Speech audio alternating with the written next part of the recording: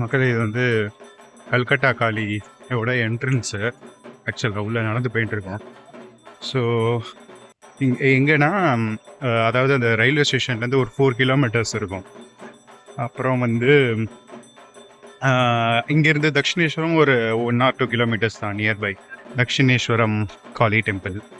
So இங்கே கல்கட்டா காளி என்னென்னா அந்த 51 சக்தி பீடத்தில் ஒரு சக்தி பீடம் இது. அதில் வந்து கட்டவிரல் கால் கட்டவிரல் விழுந்த இடம் இது.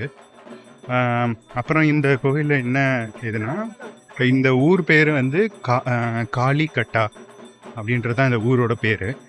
காளிகட்டா அப்படின்றது காளியோடைய ஊர், அதாவது ஹிந்தியில் கட்டானா ஊர், ஆக்சுவலாக பிளேஸ். ஸோ காளிகட்டான்றது கொல்கட்டா அப்படின்னு மாறிடுச்சு. கல்கட்டா கொல்கட்டாவாக மாறிடுச்சு. ஸோ இங்கே கொல்கட்டாவில் காளி கோவில் நிறையா ஆக்சுவலாக பாகம் விழுந்த இடம் கொல்கட்டாவில் இருக்குது. ஸோ இது வந்து மெயினான காளி கோவில் ஆக்சுவலாக. ஸோ அதான் மக்களே, உள்ளே போகும்போது நான் மறுபடியும் ஷோ பண்ணுறேன். இங்கேருந்து சிஎம்மோட வீடு ரொம்ப நியர்பைன்னு சொல்கிறாங்க. மம்தா பானர்ஜி, சிஎம் மேடம் மம்தா பானர்ஜியோட ரொம்ப நியர்பைன்னு சொன்னாங்க. ஸோ பார்க்கலாம், லெட்ஸ் see. சரி, இதான் என்ட்ரன்ஸ்.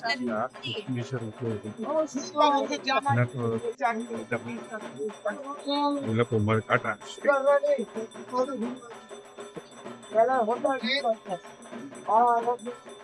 பாருங்க. ஸோ உள்ள இப்படி என்ட்ரன்ஸ் இதுதான் காளிகட்டா. உள்ள ஃபோன் அலோடு கிடையாது, பட் நான் வெளியே இருந்து அப்படியே காட்டுறேன் ஆக்சுவலி. ஸோ